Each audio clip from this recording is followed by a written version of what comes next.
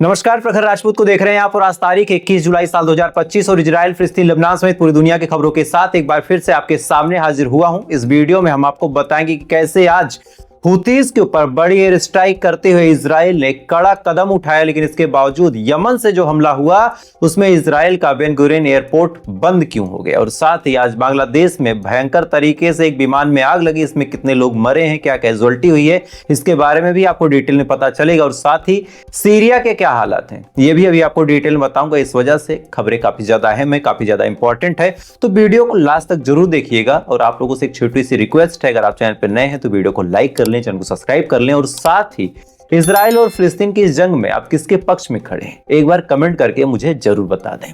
खैर, आप कमेंट करते रहें, तब तक मैं आपको खबरें बताता हूं। और सबसे पहली जो खबर निकल के सामने आ रही है, ये खबर आईडीएफ के ऑफिशियल पेज के हवाले से आपको बता रहा हूं कि आज आईडीएफ यानी इजरायली डिफेंस फोर्स ने यमन के हदिया एयरपोर्ट पे बड़ा हमला किया।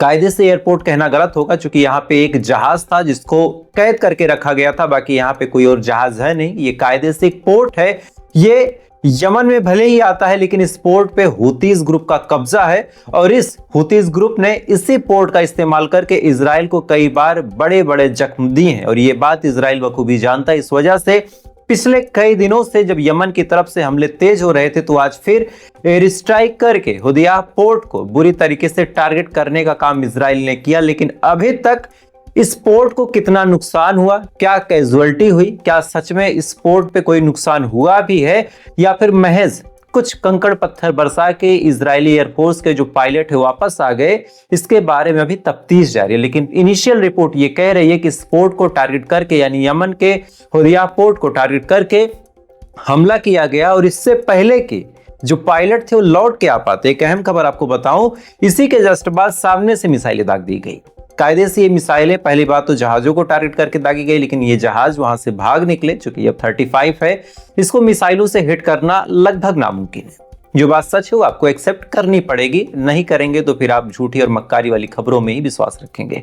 तो F-35 जो प्लेन था उसको टारगेट किया गया, हालांकि मिसाइलें हिट तो नहीं हुई, लेकिन जो पायलट थे वहां से दुम दबा के भागते हैं। और इसी के बाद जो बेन गुरियन एयरपोर्ट है, जो इजराइल के तेल अवीव का सबसे बड़ा, सबसे बेस्ट, सबसे मशहूर एयरपोर्ट है, इसको टारगेट करके जब मिसाइलें दागी गई, तो आज ईरान मिलिट्री के हवाले से आपको एक तस्वीर दिखाता हूं। इस तस्वीर में आप देख सकते हैं कि कैसे पूरा का पूरा एयरपोर्ट खाली है, पूरा एयरपोर्ट खाली कर दिया गया, और इसके जस्ट बाद यहां पे मिसाइलें हिट हुई हैं। ये सबूत कहीं ना कहीं से अलग अलग सोशल मीडिया प्लेटफॉर्म से निकल के सामने आ रहे, लेकिन अभी तक वेरीफाइड सोर्सेज से ये खबर नहीं आई कि बेन गुरियन एयरपोर्ट भी हिट हुआ है। इस वजह से इसके बारे में अभी तस्दीक से नहीं बताऊंगा। लेकिन हाँ, आज यमन की तरफ से भी बड़ा हमला देखने को मिला, इजराइल की तरफ से भी बड़ा हमला देखने को मिला। कितनी कैजुअल्टी है आपको चंद घंटे में जरूर बताऊंगा। खैर, अगली खबर का रुख करते हैं। अगली खबर इजराइल के चाहने वालों के लिए एक बुरी सदमे से कम नहीं है। दरअसल एक शख्स है जिनका नाम है मारवान बरघोटी। मारवान बरघोटी के रिहा करने की डिमांड अब हमास कर रहा। हम सभी जानते हैं कि सीज फायर को लेकर हमास और इजराइल के बीच बातचीत चल रही है। दोनों ही पक्ष अपने अपने मामलों को रख रहे हैं कि भाई हमें ये चाहिए, हमें वो चाहिए। अब हमास ने कहा कि हमको बरघोटी आजाद करवा के दो। अब जिनको नहीं पता बता दूं कि बरघोटी हमास का एक ऐसा खूंखार, भयानक कमांडर है जिसका नाम सुनने के बाद आधे इजरायलियों की पतलून गीली हो जाती है। एक ऐसा कमांडर जिसने अपने समय में इतना नुकसान इजराइल को पहुंचाया, इतनी बार हमले करवाया, इतने ब्लास्ट करवाया है कि इजराइल की रूह कांप जाती है इसके नाम से। लेकिन कुछ टाइम पहले इसको गिरफ्तार किया गया, उसके बाद इसको इजराइल के कोर्ट में लेके जाया गया, वहां पे उम्र कैद की सजा हुई है।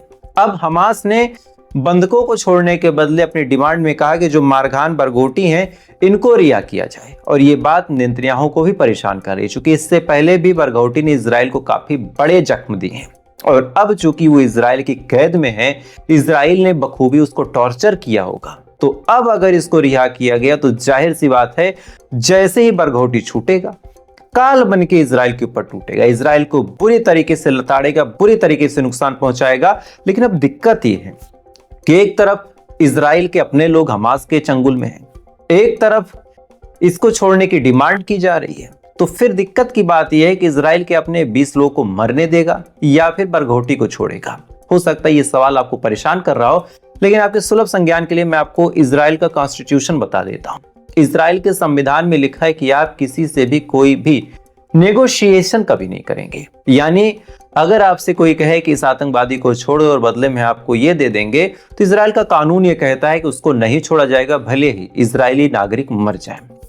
तो यहाँ पे देखने लायक बात यह है कि क्या सच में संविधान तोड़ेगा इजराइल अपना, या फिर अपने 20 लोगों को मरने देगा। बहरहाल दोनों ही सूरत हाल में इजराइल को बड़ा नुकसान होना है।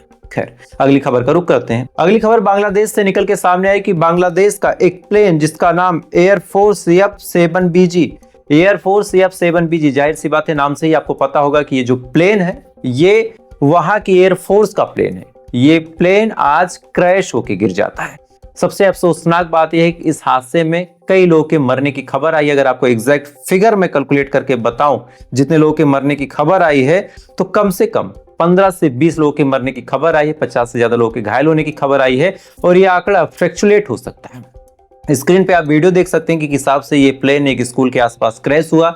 सेम ऐसा हादसा जैसा अहमदाबाद में हुआ था, सेम उसी तर्ज पे हादसा है बांग्लादेश एयरफोर्स का ये प्लेन जिसका नाम था F-7BG। ये स्कूल और कॉलेज के पास ढाका में आके गिर जाता है। अब इसकी टेक्निकलिटी की जांच हो रही है कि आखिर ये क्रैश कैसे हुआ, लेकिन बांग्लादेश के लिए ये क्रैश किसी बुरे सदमे से कम नहीं है। खैर, अगली खबर का रुख करते हैं। अगली खबर सीरिया के अंदर से निकल के सामने आया। दरअसल यूएस के इन्वॉय ने एक बड़ा अजीब खुलासा किया। दरअसल यूएस के जो इन्वॉय हैं इन्होंने कहा कि अब इजराइल और लेबनान के बीच जो सीज फायर हुआ था, ये सीज फायर खत्म हो चुका है। यानी लेबनान के ऊपर जो हमले इजराइल कर रहा है, इस हमले को देखने के बाद अब अमेरिका के इन्वॉय यानी राजदूत को भी लग रहा है कि भाई सीज फायर खत्म है। अमेरिका के सपोर्ट के बिना भी इजराइल अपने मन की मनमानी कर रहा है और अब इजराइल को रोकना जरूरी है। आज आपको यूएस के मिनिस्ट्री की बातें बताता हूं। किसी ने नेतन्याहू को मैडमैन कहा, यानी पागल आदमी। किसी ने कहा कि अपनी सत्ता की भूख में अंधा हो चुका है। किसी ने कहा कि अब अमेरिका को भी सोच समझ के इजराइल के साथ खड़ा होना पड़ेगा, क्योंकि जिस हिसाब से इजराइल ने एग्रेशन अपनाया, जिस हिसाब से इजराइल ने हमले करने तेज किए हैं, आज मतलब बड़ा साफ है कि अमेरिका भी सपोर्ट करके फंस चुका है। इधर सीरिया में करे तो किसका सपोर्ट करे? एक तरफ अल-जुलानी उसकी ही प्रॉक्सी है, एक तरफ इजराइल उसका ही पालतू पपेट है, तो करे किसका सपोर्ट? इधर लेबनान में भी हमला, इधर ईरान पे एयर स्ट्राइक की ही थी, इधर गाजा में क्या कुछ हो रहा वो भी आपको बता देता हूं। दरअसल गाजा में आज हाथों में झंडा लेके गाजा के लोगों ने सोचा था कि हम हाथों में झंडा ले लेंगे और झंडा लेने के बाद निकल जाएंगे खाना लेने। सफेद झंडा था, यानी जो झंडा था वो शांति का था, पीस का, सरेंडर का झंडा एक तरह से आप कह सकते हैं। सफेद झंडा था, उस सफेद झंडे को लेके गाजा के लोगों ने सोचा कि भाई अब हमें कोई नुकसान नहीं होगा, हम खाना शांति से खा लेंगे। और ये जो आपको रिपोर्ट बता रहा हूं, ये इजराइल के ही अपने अखबार हार्ट्ज के हवाले से बता रहा हूं। हार्ट्ज में आर्टिकल छपा है कि लोग जब हाथों में सफेद झंडा लेके गए, इसी दौरान इजराइल ने पहले देखा सफेद झंडा, 2 मिनट तक वो खामोश रहे। उसके बाद आईडीएफ के जवानों ने अटैक करना शुरू कर दिया। इस कदर अटैक किया कि जितने लोग थे उनमें से लगभग 73 के 74 लोगों को वहीं पे शहीद कर दिया। और अब सफेद झंडा लेके भी वहां घूमने का कोई मतलब नहीं, अगर आप देखेंगे तो मार दिए जाएंगे। इधर यूएस के रिपोर्टर का बड़ा बयान निकल के सामने आया है कि अब इजराइल का जो इतिहास है वो पूरी दुनिया के इतिहास के सबसे काले अक्षरों में लिखा जाएगा। जिस हिसाब से इजराइल ने जिनोसाइड किया है, जिस हिसाब से इजराइल ने लोगों को टॉर्चर किया है, जिनका नाम है, ये बात जो बोल रहे हैं इनका नाम है फ्रांसेसा एल्बेनीज। फ्रांसेसा एल्बेनीज ने ये बड़ा बयान दिया। अब सुनने में आपको बड़ा अजीब लगेगा कि जितने बयान मैंने आपको सुनाए ये अमेरिकन ऑफिशियल्स के ही हैं। अमेरिका के जो ऑफिशियल्स हैं इन्होंने बार बार ऐसे बयान दिए हैं जिसको सुनने के बाद अब लग रहा है कि अमेरिका गलती कर चुका है। अमेरिका अपने किए पे पछता रहा है, जिस हिसाब से उसने इजराइल को सपोर्ट किया, और आज वही इजराइल अमेरिका को काट खाने को तैयार है। तो इजराइल के सपोर्ट में आज अमेरिका के जितने बड़े बड़े नेता हैं, पॉलिटिशियन हैं, वो खिलाफत कर रहे, मुखालफत कर रहे, परेशान है। भाई अमेरिका का पैसा लगा, अमेरिका की रेपुटेशन लगी है, इजराइल से कोई फायदा नहीं है, ना तेल मिल रहा है ना कुछ मिल रहा है, हर जगह नाक इजराइल घुसेड़ रहा है, मदद करने अमेरिका को आना पड़ रहा है और हर जगह फजियत होना पड़ रहा। तो ये चीजें गड़बड़ है अमेरिका के लिए है। तो आज की बड़ी खबरें थी। इन खबरों के बारे में आपकी क्या राय कमेंट कीजिएगा। वीडियो अच्छा लगा लाइक सब्सक्राइब करके अपना प्यार दे सकते हैं। बाकी थोड़ी देर बाद फिर मुलाकात होगी इजराइल, फलस्तीन, लेबनान सहित पूरी दुनिया की खबरों के साथ। तब तक आप अच्छे रहें, खुश रहें, ऊपर वाला हिफाजत।